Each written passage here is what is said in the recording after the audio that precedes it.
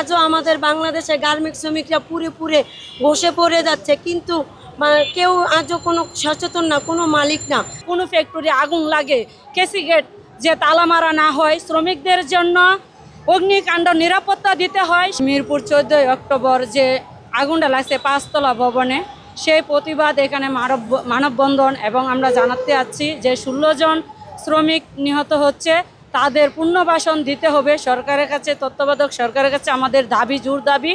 এমনকি অন্য শ্রমিক নিখোঁজ আছে, তাদের এখনও মা বাবারা কান্নাকাটি করতেছে, তাদেরকে এখনও খুঁজে পাওয়া যাচ্ছে না। যে মরদেহ এখনও নিখোঁজ হয়ে আছে, তাদেরকে স্বজনদের কাছে পৌঁছানোর জোর দাবি জানাচ্ছি। রানা প্লাজারের মতো যে আরও তাজরিন ফ্যাশন, মিরপুর, রূপনগরে যে আগুন লাগছে, তাদের মধ্যে এরকম যেন আর কোনো ফ্যাক্টরি আগুন লাগে, কেসি গেট যে তালা মারা না হয়, শ্রমিকদের জন্য অগ্নিকাণ্ড নিরাপত্তা দিতে হয়। সরকার যেন সুচিকিৎসার এটা করে ব্যবস্থা করে পুনর্বাসন, শ্রমিকদের যে আহত শ্রমিকদের পুনর্বাসন দিতে চায়, আমাদের এটাই হয়েছে কামনা। 2012-24 অক্টোবরও আগুন লাগছিল তাজরিন ফ্যাশনে।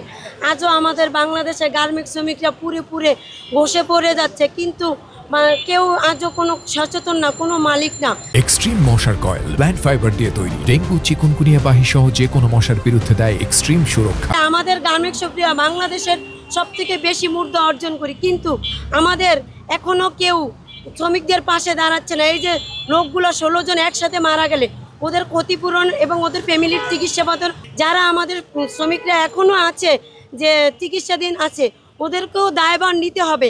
একজন বাংলাদেশের সত্যিকারী শ্রমিক যদি হইতে আমি, তাহলে আমরা আজও কষে পুরে মরতাম না। তাজরিন ফ্যাশন 2012-24 অক্টোবরে যখন এই ঘটনা ঘটছিল, তখনও ফ্যাক্টরিটা তালা মারা ছিল কেসি গেটে। আমার শ্রমিক ভাই বোনরা বের হতে পারে নাই।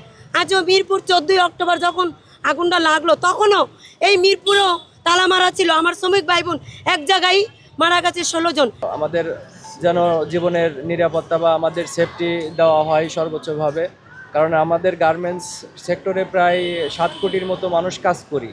আমাদের সন্তানদের ভবিষ্যৎ উন্নতি কামনার ভালো একটা পজিশনে যাওয়ার জন্য আমরা এখানে কাজ করি। তা আমরা দাবি করি যে আমাদের সর্বোচ্চ নিরাপত্তা এবং ভালো একটা পরিবেশে যেন আমরা কাজ করতে পারি, সেই লক্ষ্যে আমাদের এখানে আসা। আগুন লেগে আমাদের অনেক শ্রমিকের প্রাণহানি হয়েছে, এর জন্য এটা যেন প্রতিক্রিয়া হয়, এর জন্য আসছি।